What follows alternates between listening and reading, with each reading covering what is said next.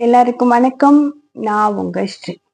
இந்த உலகத்துல நம்ம வந்த போது எதையுமே கொண்டு வரல, போகும்போதும் எதுவுமே கொண்டு போக போறதில்ல. ஆனா நம்ம போகும்போது ஒன்ன விட்டுட்டு போலாம். எது தெரியுமா? நம்மளைய பற்றி நல்ல எண்ணங்களை மற்றவங்க மனசுல விட்டுட்டு போலாம்.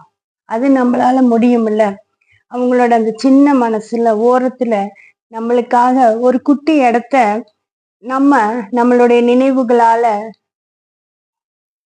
நிரப்பி வச்சுட்டு போகலாம். இது செய்யலாம் தானே? கட்டாயம் செய்யலாம்.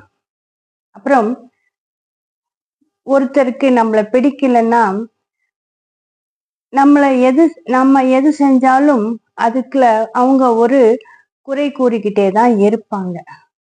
அவங்கள திருப்திப்படுத்துறத விட்டுட்டு அவங்கள விட்டு விலகி வந்துருங்க.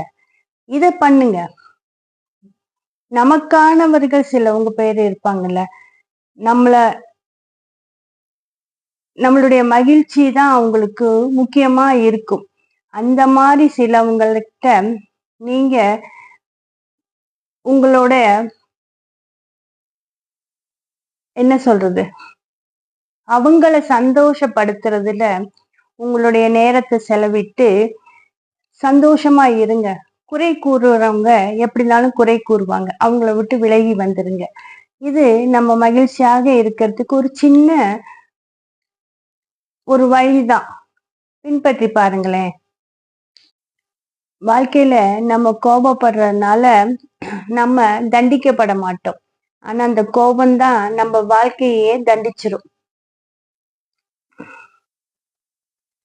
நம்ம வாழ்க்கையில செய்யற மிகப்பெரிய தவறு எது தெரியுமா? தவறு செஞ்சிருவோமோன்னு பயந்து பயந்து தள்ளி தள்ளி போடுறதுதான் நம்ம செய்யற தவறு.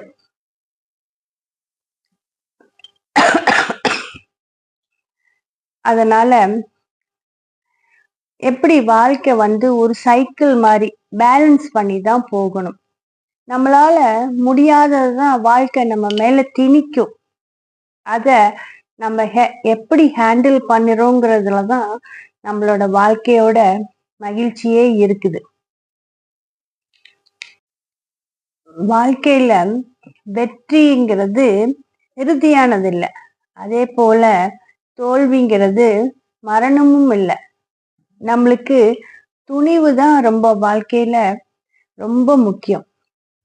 எதையும் எதிர்த்து போராடுற குணம், துணிவு, மனதைரியம் நமக்கு தேவை.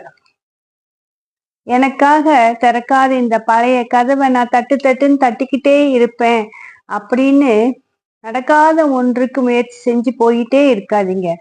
நான் எனக்கான ஒரு புது கதவை உருவாக்கி அந்த வழியில பயணம் செய்வேன்னு நினைச்சு உங்களுக்கான ஒரு புது பயணத்தை ஒரு இலக்கை நிர்ணயிச்சுட்டு பயணிச்சிங்கன்னா நம்ம வாழ்க்கை எப்பயும் மகிழ்ச்சியா தான் இருக்கும்.